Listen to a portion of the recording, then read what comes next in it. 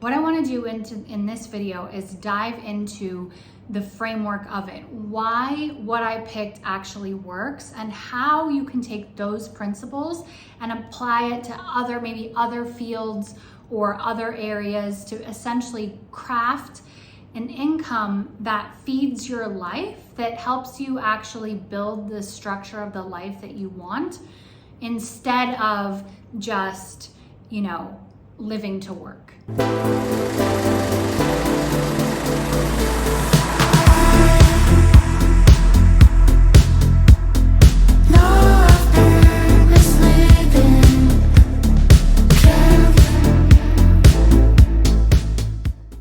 get asked this a lot, so today we're going to talk about it.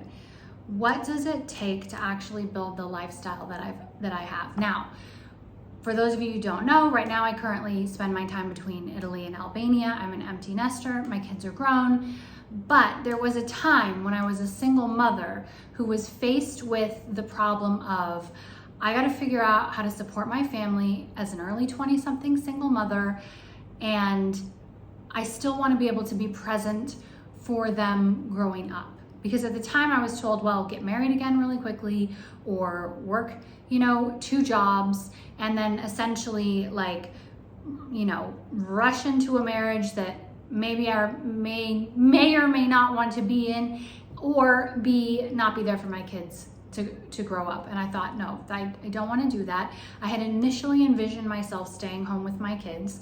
I wanted to do that. So at that time, right, which was like mid 2000s, I had to figure out, how do I essentially work from home? Like, how do I be there for my kids? How do I not be totally consumed by work? How do I have enough money to keep food on our table and a roof over our heads, and us able to do the extra things that we wanted to do?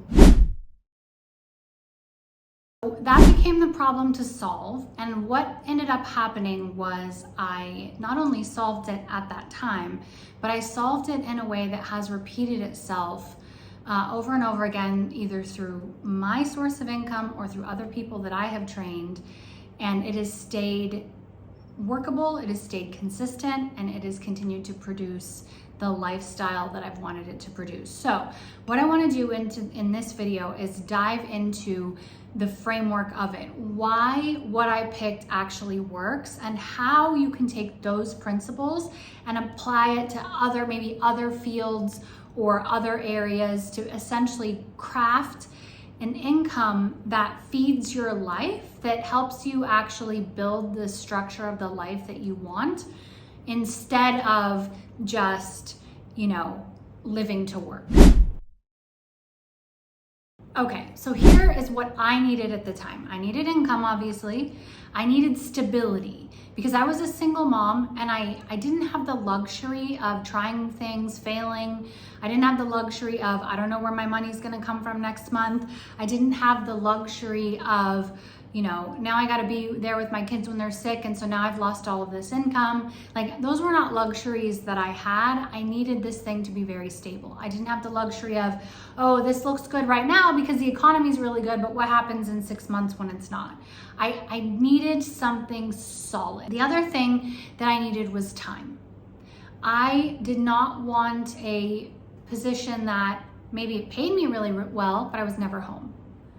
I wanted flexibility. I needed to be able to, oh, shoot, my kids are sick today, everything's gonna have to wait. That was not a luxury, that was a non-negotiable. I had to essentially make that work. I needed something that intersected between these 3 things, between time, stability, and income. Now, here's what I want you to think about for a second, because I think we often think about income opportunities in a different way, but I want you to think for a second, what if you had 2, 3, 4 clients that were on long-term contracts that paid you $1,000, $2,000, $3,000, $4,000, $5,000 a month per client, right?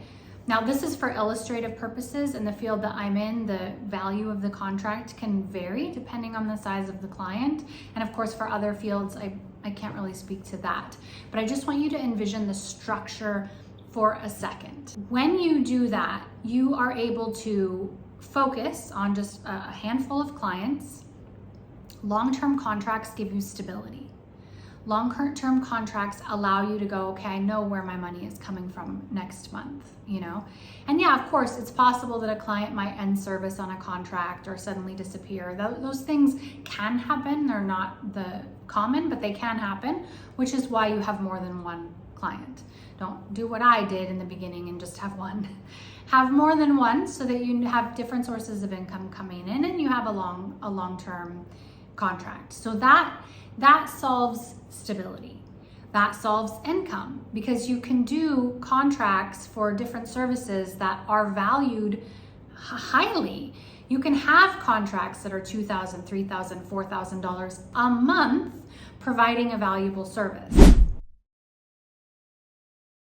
Think about how that changes the mathematics of entrepreneurship. Think about how that changes the feast or famine, I don't know if we know where the money is coming from. Think about how that changes the concept of entrepreneurship, right? Because a lot of the times we think employment is security and stability, entrepreneurship is risky and unstable. That structure alone greatly reduces the stability and the insecurity factor. Because here's the thing. Let's say you have 4 clients. Let's say one of those clients goes away. You still have 3. Let's say you have 1 job. Let's say you lose that job. Now your entire source of income potentially is gone, right? So now we've moved into a structure that's actually lower risk than employment. So the concept of the model is simple, right? A few clients, you're not managing a big company. You can hire or outsource certain functions, but you don't necessarily need to, depending on obviously the size of the amount of income that you want, etc. You have a valuable service, a recurring need. That's important, right? You want a recurring need. And the important words there are both recurring in that they continue to need the service, but also need. We're not looking for like luxury purchases or impulse buys or this will be nice, but this is not nice anymore when the economy is bad or not needed anymore when the economy is bad. You want a need, something that people actually need on a recurring basis. I want to elaborate a little bit on valuable service because valuable service, there's 2 sides of that, right? Something that the client finds valuable, but there's also the quality of the service that you provide. So it must be, particularly when you have long-term client relationships, they have to have a reason to want to continue working with you. So that's the service is valuable, but also your delivery of it is very good. You're good at what you do. You are able to provide value to this client. And then of course we put it on a long-term contract. My contracts are a year long and they usually get renewed. So, and then built into those contracts are like, okay, let's say you want to terminate service early. Well, now you have like a certain runway and maybe a buyout and that kind of a thing. So it builds in, you're able to build into the contract the type of security that you want. Now, the beautiful thing about this model is you could apply it to a lot of areas. And I actually recommend frequently, like if you have corporate experience somewhere and you want to get out of the corporate world or whatever, take what you do and figure out how to make it fit under this particular business model. For me, that was medical billing. The medical space is incredibly stable because everybody needs healthcare always. That doesn't go anywhere no matter what the economy does. There's a lot of money in medical, right? It is very common to get paid very well if you provide something valuable. And in this particular business structure, I'm not subject to the $25 an hour rate of a medical billing employee. Under this structure, I'm outsourced and they pay a percentage of their collections. So you end up actually making quite a bit more, but you also do need to be, like, you are essentially responsible for their revenue cycle. You're not just getting an employee position and doing some data entry. And here's the beautiful part about this, okay? You can, and this is what I encourage all my trainees to do, is to sit down and decide, okay, how much money builds the lifestyle that I want? How much time do I need to be able to have the lifestyle that I want? Like actually work backwards from this is how I envision it. And then, okay, so this is how much income I need. And then, okay, in order to do that, and then in our case, you know, depending on what healthcare specialty and whatever you get in, I need this many clients at approximately this size. And then you can kind of work it backwards and go, okay, good. So this is what I need. So then you learn the skill, obviously, if you don't already know it. And then you do the initial effort of getting the clients, and then you stop. You stop. You don't have to be getting clients all of the time. You don't have to be, I used to be in sales way before I had children, and it was thrilling and I loved it. It was exciting to go like, okay, what money am I going to get in this week? What money am I going to get in next week? Oh, oops, that was a bad week. That sucks, but bummer. But when I had small children, that was no longer fun. That was no longer thrilling. That was just stressful. Under this business model, you get to build up those client relationships, add however many as you go, and then stop. And then go, okay, good. I'm going to take care of these clients. I'm going to nurture these clients. This is the amount of money I need. I'm good. In the world of influencers and sexy internet businesses, I am ever thankful I went with a boring business, right? I never grew up going, oh, I want to be a medical biller when I grow up, right? I picked this field because it is unbelievably stable.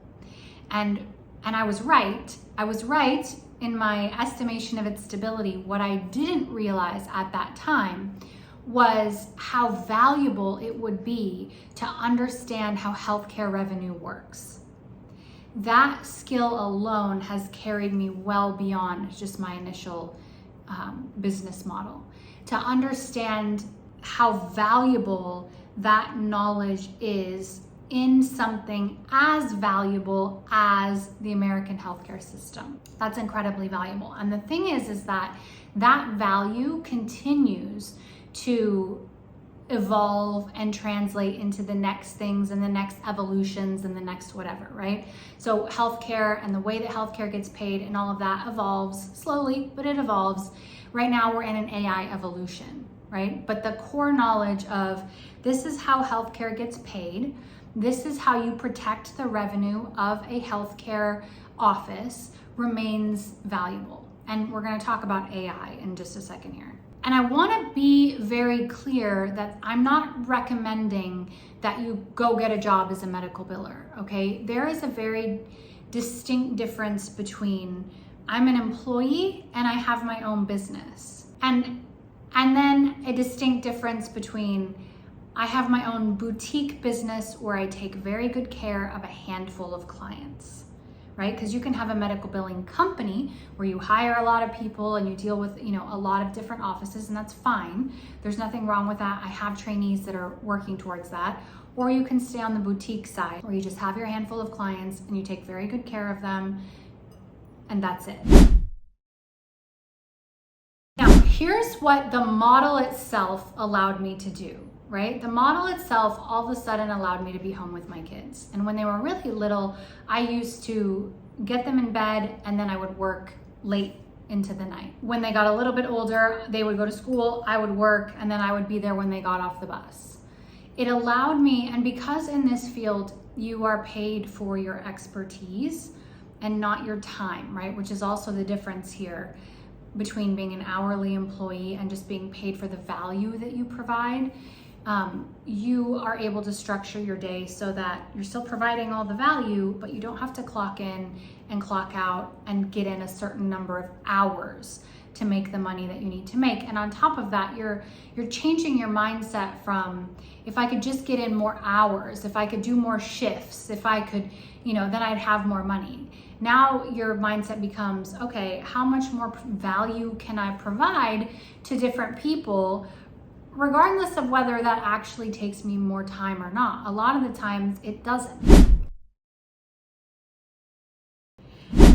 And that's where AI comes in. Okay, so a lot of industries are changing with AI, and medical billing is no different. AI is going to eliminate repetitive tasks. It's going to eliminate repetitive data entry, follow-up, that sort of thing. Now, if you are an employee and that's what you do, you are probably at risk in the next few years. However, if you are a business owner, even a small boutique business owner, and you are responsible for the health of the entire revenue cycle, and you are able to automate using AI some of those tasks that you didn't used to have to, or that you used to have to do manually, now you're able to provide more value with less time. So I suspect in the next, however long it's going to take, 2 to 3 years for AI to really take hold in healthcare, those of us in this position are going to be able to, for example, I don't know exactly what it will be, but take on another client to replace the time that you were spending on tasks that can now be managed with AI. Okay, whereas if you were an employee doing that task, you could very well be replaced. Like the office could go, okay, we're gonna have AI, automate this, we don't need you anymore. That's a very risky position to be in. But if you are responsible and have the knowledge to be responsible for the entire, revenue structure of a healthcare office, AI now becomes a benefit to you. It becomes something that's actually going to help you free up more time so that you yourself can provide more value and make more money. So I highly recommend that you don't chase sexy internet businesses, okay? Now listen, if you really love something and you don't care how long it takes and whatever, do it. Go follow your joy, okay?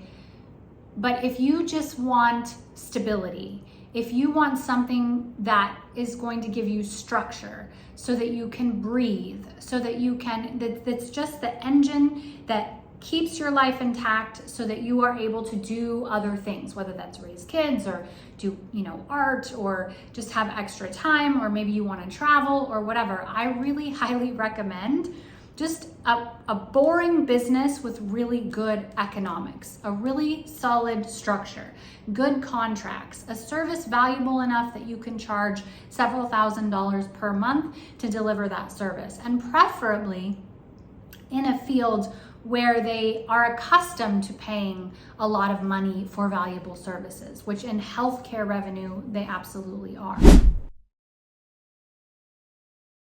You can apply that to potentially any field, right? I'm not going to say every field because some of those fields may not actually match up with some of the things that I went over, right?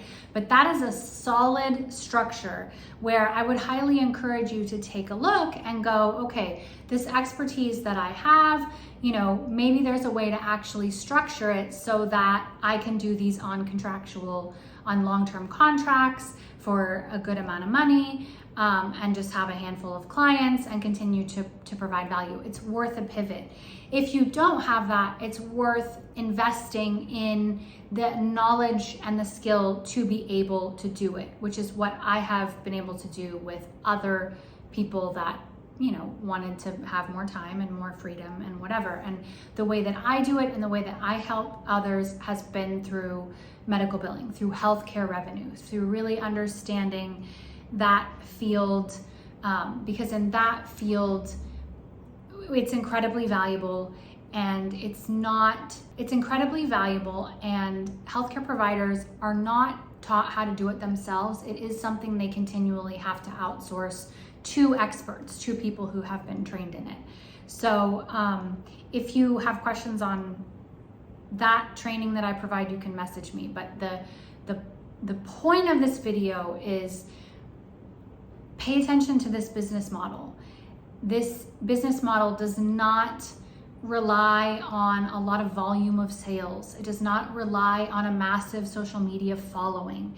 It does not rely on having to sell your friends the newest thing every single week. And it does not rely on you having to clock in for 40 or 60 hours a week to put food on the table and keep a roof over your head. Be smart about it, and don't be afraid to ask for more money, okay? In medical billing, I charge between 6 and 8% of a healthcare office's collections of the revenue. Do the math on that. Do the math on 6 or 8% of an office that makes $4 million a year. Do the math on 6 or 8% of an office that makes $2 million a year. Do the math on 6 to 8% of an office that makes $500,000 a year, okay? Don't be afraid to charge well for the value that you provide. You are allowed to be comfortable in life. You are allowed to breathe. You are allowed to spend time with your children. You are allowed to dedicate time and energy into things that you love simply because you love them, okay? Listen, I have spent the last few years in Europe, and they have a very different mentality about life. And I don't fully, I think I sit somewhere in the middle. Americans are very much we live to work, and Europeans are very much we work to live. And I'm somewhere in the middle. I enjoy work. I have goals. I have things I want to build, but I'm also not willing to give all of me just for $1. I'm just not willing to do that. And I think that you can use the structure of society and the way that we make money and construct it in a very particular way that actually allows you to have the life that you want. But you have to, one, just be strategic about it. Two, pick something boring and stable over something like sexy and maybe is gonna be gone tomorrow. And three, know that you're worth it. Like, know that you are worth getting paid enough that you can breathe. You are worth getting paid enough that you can travel. You are worth getting paid enough that you can do the extracurricular self-enhancement activities that you want to do. All you need is better strategy. You need a better strategy. And that, what I've just given you in this video, is the strategy that has worked for me, it's worked for others, and I think it can work for you too.